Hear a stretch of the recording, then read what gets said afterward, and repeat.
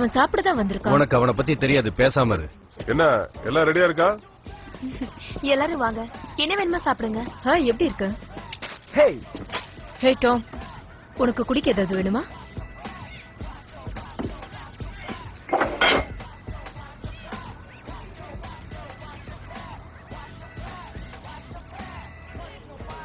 Hey, அவ ரொம்ப அழகா இருக்கான்ல.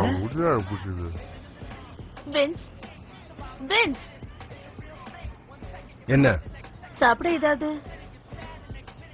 நீ ரொம்ப அழகா இருக்க.